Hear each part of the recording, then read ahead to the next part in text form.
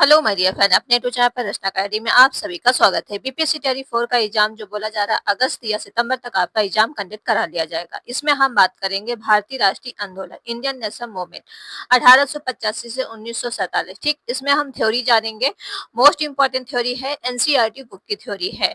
तो बीपीएससी टेरी 4 के लिए बहुत ज्यादा इंपॉर्टेंट है। अगर और भी किसी एग्जाम तैयारी कर रहे हो तो उसके लिए भी वीडियो इंपॉर्टेंट है। तो चलिए फिर स्टार्ट करते हैं। एंड वीडियो आप लोग क्या शेयर कर दीजिएगा, लाइक एंड चैनल को सब्सक्राइब जरूर कर लेना अगर चैनल पर पहली बार विजिट कर रहे हैं। 1 घंटे की क्लास हो सकती है क्योंकि इसमें मैंने काफी कुछ कवर किया है। ठीक है, तो चलिए फिर स्टार्ट करते हैं।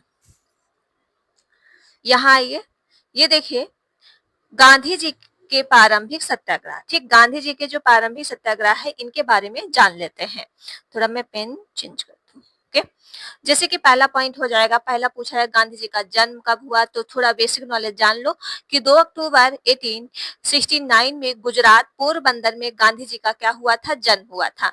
कोई किसी बच्चों को गांधी जी का डेट 2 अक्टूबर तो याद रहता है, लेकिन सन क्या है कभी कंफ्यूजन हो जाता है, तो याद रखेगा 1869। ठीक है, फिर 1893 में दक्षिण अफ्रीका गए और रंगभेद नीति खिलाफ आवाज उठाई तथा जनवरी 1915 में भारत लौट आए। ठीक है, कब भारत लौटे आए तो याद रखेगा 1915 में भारत लौट के आए थे, जनवरी।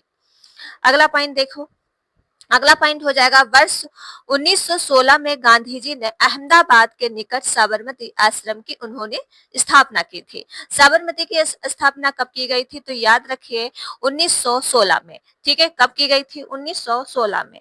1917 में जो हुआ बिहार के चंपारण में किसानों पर नील खेती, ये आपका तैयारी 3 में क्वेश्चन पूछा गया है। ठीक है, 3 में क्वेश्चन पूछा गया है। वर्ष 1917 में बिहार के चंपारण में किसान पर नील खेती के लिए तन कठनिया पद्धति के द्वारा किए जा रहे अत्याचार के खिलाफ उन्होंने आंदोलन का नेतृत्व किया।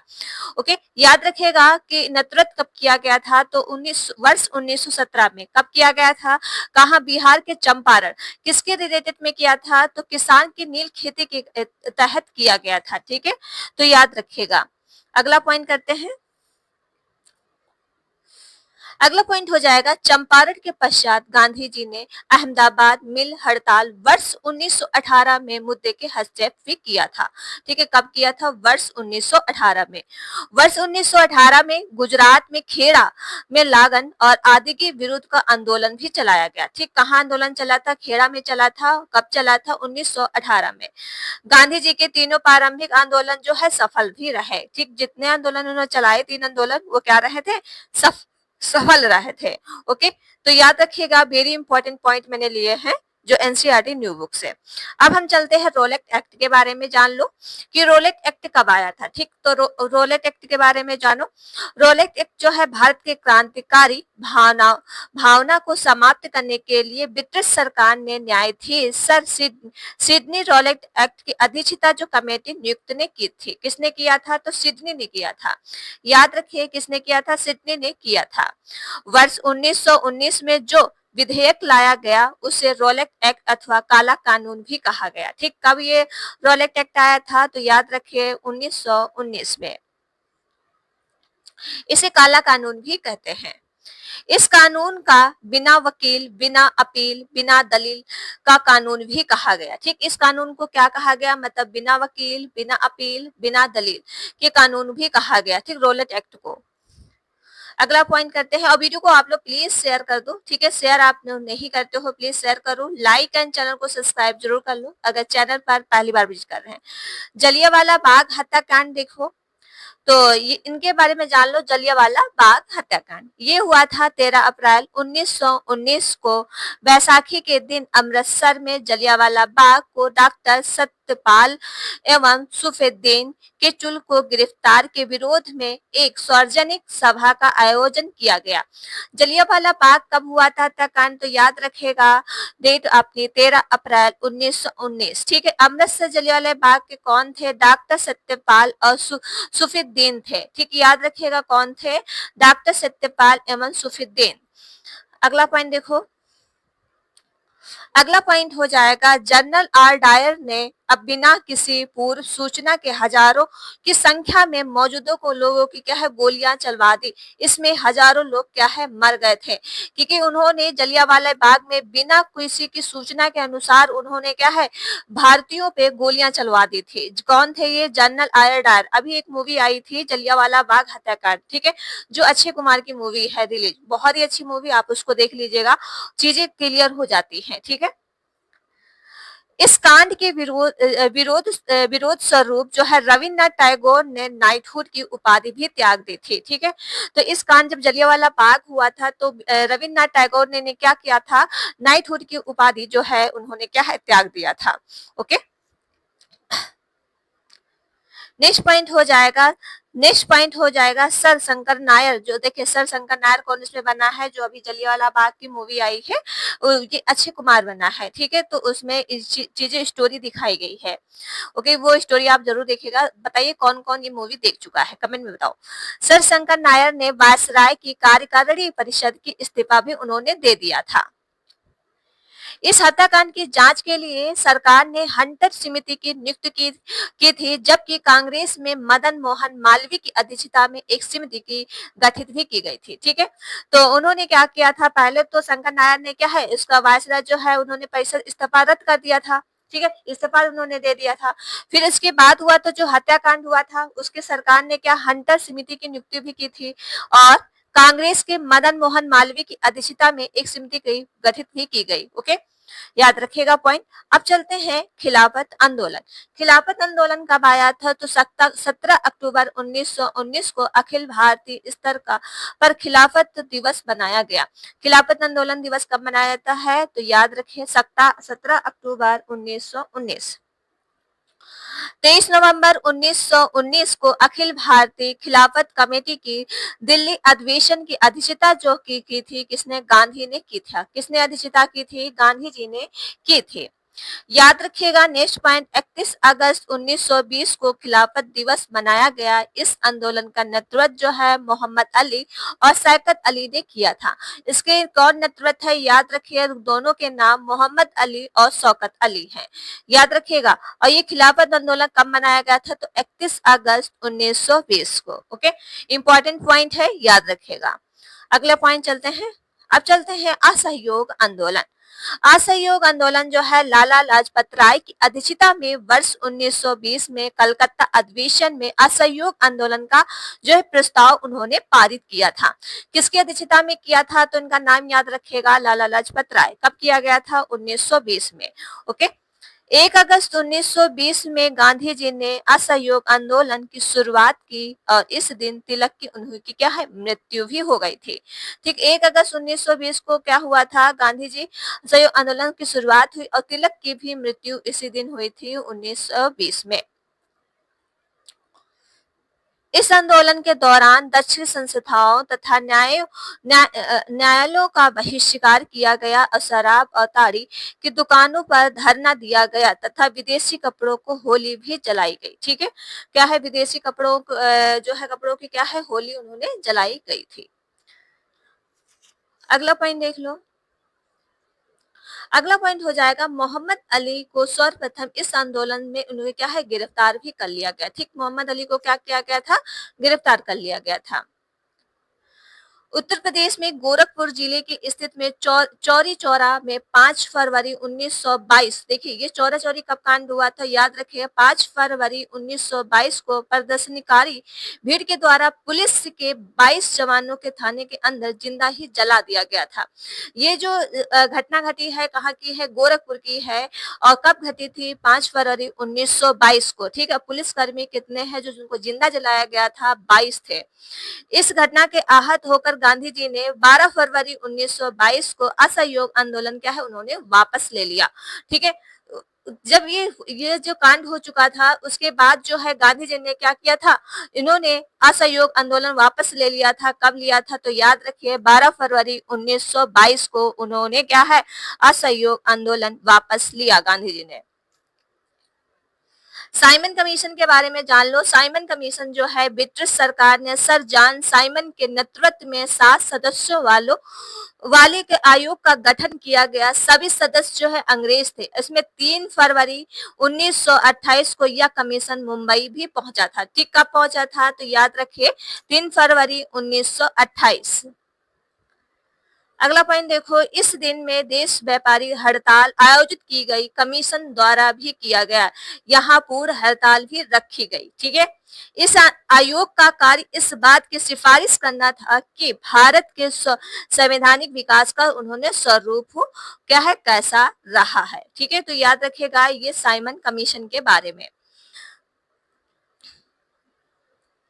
इस आयोग में किसी भी भारतीय को शामिल नहीं करने के कारण भारत ने इसका तीव्र विरोध किया।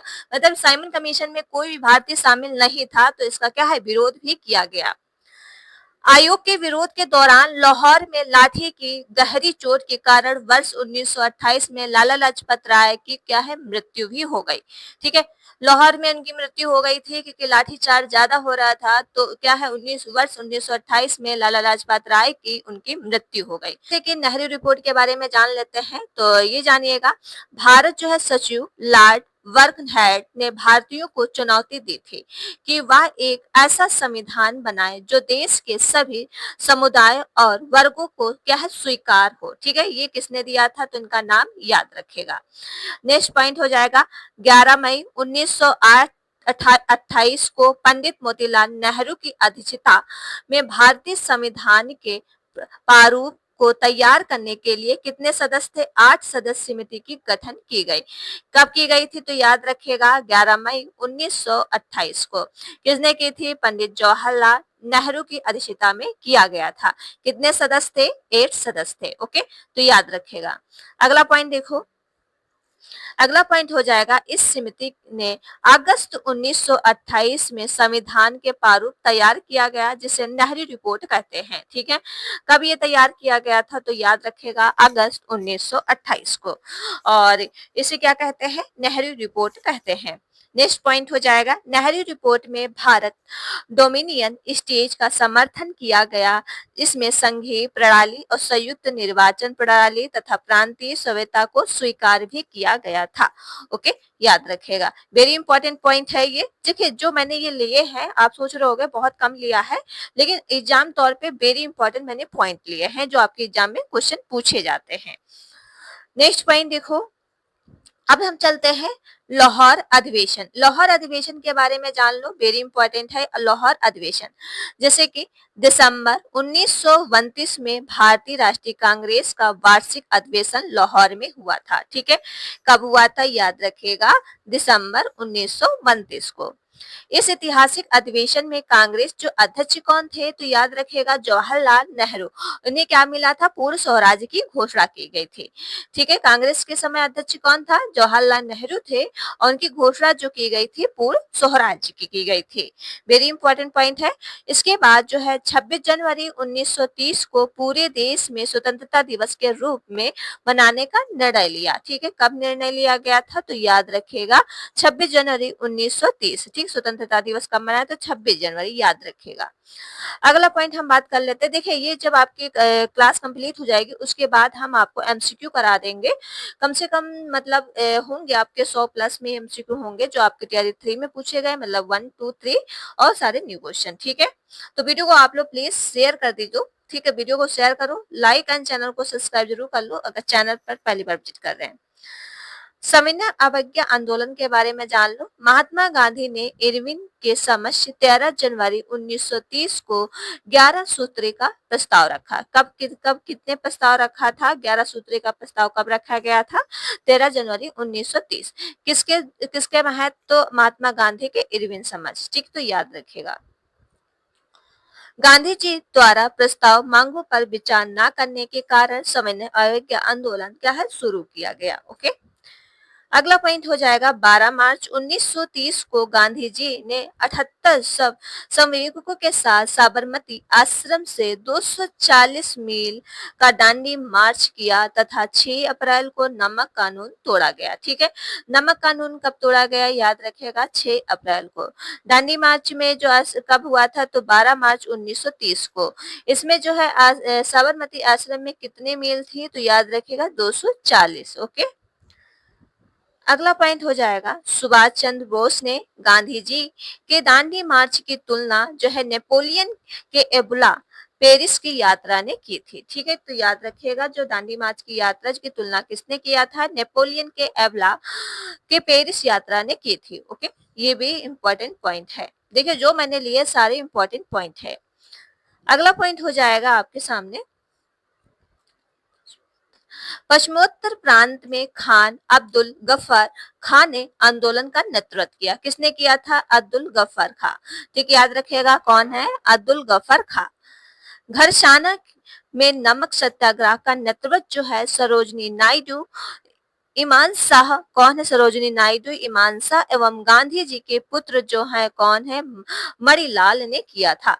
कई बार पूछा गया गांधी जी के पुत्र का क्या नाम है तो मणिलाल। क्या नाम है, मणिलाल। याद रखिएगा। नमक सत्याग्रह का नेतृत्व किसने किया, सरोजनी नायडू ने किया, इनाम शाह ने किया और गांधी जी के पुत्र मणिलाल ने किया। ओके, अगला पॉइंट हो जाएगा, अगला पॉइंट है धरसाना के भयावह दृश्य का उल्लेख जो है अमेरिका के समाचार पत्र न्यू फ्रीमैन और पत्रकार वेब मिलकर ने किया था। ओके, किसने किया था, new man free man. Okay, याद रखिएगा। अब चलते हैं गोलमेन सम्मेलन के बारे में जान लेते हैं। देखिए गोलमेन सम्मेलन जो हुआ था, पहला सम्मेलन जो हुआ था 12 नवंबर 1930 से लंदन में आयोजित किया गया। कांग्रेस में इसका बहिष्कार किया गया और हरिजन प्रतिनिधि अमेरिका तीनों सम्मेलन में शामिल हुए। ठीक है, कब किया गया था याद रखिएगा, ये याद रखिएगा 12 नवंबर 1930। ये कहाँ से, लंदन से। ठीक है, याद रखिएगा लंदन में। अगला पॉइंट हो आपके सामने महात्मा गांधी और वायसराय जो इरविन के मध्य जो कब हुआ था, 5 मार्च 1931 को समझौता हुआ जिसे गांधी इरविन समझौता कहा जाता है। ठीक है, गांधी इरविन समझौता कब हुआ याद रखेगा, 5 मार्च 1931। इसके वायसराय जो महात्मा गांधी वायसराय इरविन के मध्य हुआ था। ठीक है, याद रखिएगा 5 मार्च 1931। दूसरा जो सम्मेलन हुआ था कब हुआ था, 7 सितंबर 1931 से और 1 दिसंबर 1931 तक लंदन में हुआ था। दूसरा जो सम्मेलन हुआ याद रखिएगा 7 सितंबर से 1931 और 1 दिसंबर से 1931। ये कहाँ हुआ था, लंदन में, जिसे कांग्रेस की ओर से गांधी जी ने भाग लिया था। ठीक, कांग्रेस की ओर से किसने भाग लिया था, गांधी जी ने भाग लिया था। ओके, अगला पॉइंट है यह सम्मेलन जो है सांप्रदायिक समस्या पर विवाद के कारण असफल रहा। लंदन से वापस आकर गांधी जी ने पुनः सविनय अवज्ञा आंदोलन जो है प्रारंभ किया। 17 नवंबर 1932 से आरंभ तृतीय गोलमेज सम्मेलन में कांग्रेस ने भाग नहीं लिया था। ठीक है, किसमें इसमें भाग नहीं लिया था, कांग्रेस ने जो भाग नहीं लिया था। ये तीसरा जो गोलमेज सम्मेलन हुआ था 17 नवंबर 1932 को हुआ था। सारे सम्मेलन याद रखेगा। तृतीय गोलमेज सम्मेलन के दौरान जो है इंग्लैंड का प्रधानमंत्री कौन था, रैमेज मैकडोनाल्ड था। कौन था, रैमेज मैकडोनाल्ड था। याद रखिएगा रैमेज मैकडोनाल्ड, ये इंग्लैंड के प्रधानमंत्री थे तृतीय गोलमेज सम्मेलन के दौरान। अगला पॉइंट है सांप्रदायिक निर्णय क्या लिए गए हैं। तो सांप्रदायिक निर्णय देखो, ब्रिटिश प्रधानमंत्री जो है रैमेज मैकडोनाल्ड ने 16 अगस्त 1932 को क्यूनिलट अवार्ड की घोषणा की। इसमें दलित वर्गों के लिए पृथक निर्वाचन का प्रस्ताव था। ठीक, कितना इसका प्रस्ताव रखा गया, दलित का रखा गया। इनके विरोध में गांधी जी ने जेल में ही क्या है 20 सितंबर 1932 को आमरण अनशन प्रारंभ भी किया। मदन मोहन मालवीय और राजेंद्र प्रसाद राजगोपालाचारी के प्रवर्तकों ने 26 सितंबर 1932 को गांधी जी और अम्बेडकर कर के बीच पुनः समझौता हुआ। कब हुआ था याद रखिएगा, ये 26 सितंबर 1932 को। इस समझौते के अंतर्गत संयुक्त निर्वाचन के सिद्धांत जो है स्वीकारा गया और साथ ही हरिजनों के लिए असुरक्षित 31 स्थानों से बढ़ाकर 148 कर दिया गया था। ठीक, कितने थे पहले स्थान? 71 थे, फिर इसके बाद कितने कर दिए गए? 148 कर दिए गए। इसके बाद केंद्रीय जो है विधानमंडल में सुरक्षित सीटों की संख्या कितनी थी? 18% की वृद्धि हुई। कितने प्रतिशत की वृद्धि हुई? तो याद रखिएगा 18% की वृद्धि हुई। प्लीज वीडियो को आप लोग शेयर करो, ठीक है, शेयर कर दो। अगला देख लो। अब इसमें जानेंगे क्रांतिकारी राष्ट्रवाद क्या हुआ। ठीक, क्रांतिकारी राष्ट्रवाद के बारे में जान लो। तो ये आपके जो है सचिंद्र सन्याल और योगेश चंद्र चटर्जी, राम प्रसाद बिस्मिल, चंद्रशेखर आजाद ने अक्टूबर 1924 में कानपुर क्रांतिकारी संस्था हिंदुस्तान रिपब्लिक एसोसिएशन देखिए HRA का गठन किया। किसने किसने गठन किया? इनके नाम पूछे गए हैं, ये क्वेश्चन थियरी 2 में पूछा गया था। याद रखिए, सचिंद्र सन्याल, योगेश चंद्र चटर्जी, राम प्रसाद बिस्मिल और चंद्रशेखर आजाद। ये हुआ था अक्टूबर 1924 को हुआ था। कहाँ हुआ था? कानपुर क्रांतिकारी हिंदुस्तान रिपब्लिक एसोसिएशन HRN का गठन किया गया। ओके, याद रखिएगा, वेरी इंपॉर्टेंट पॉइंट है ये। जनता को अपनी विचारधारा के अवगत कराने के लिए भक्ति चरण बोहरा ने क्या दिया है? The philosophy of the Bombay bomb का दर्शन, मतलब बम का दर्शन नामक दस्तावेज तैयार किया गया था। इस संस्था के द्वारा जो है कब हुआ था? 9 अगस्त 1925 को लखनऊ सहारनपुर संभाग का कोरी स्थान पर ट्रेन में डकैती कर सरकारी खजाना लूटा गया। कब लूटा गया था? तो याद रखिएगा 9 अगस्त 1925 को। यह घटना काकोरी कांड के नाम से चर्चित है। याद रखिएगा, काकोरी षड्यंत्र जो है राम प्रसाद बिस्मिल, असफा उल्लाह, रोशन सिंह और राजेंद्र लोहरी को फांसी भी दे दी गई थी। ठीक, किसको दी गई थी?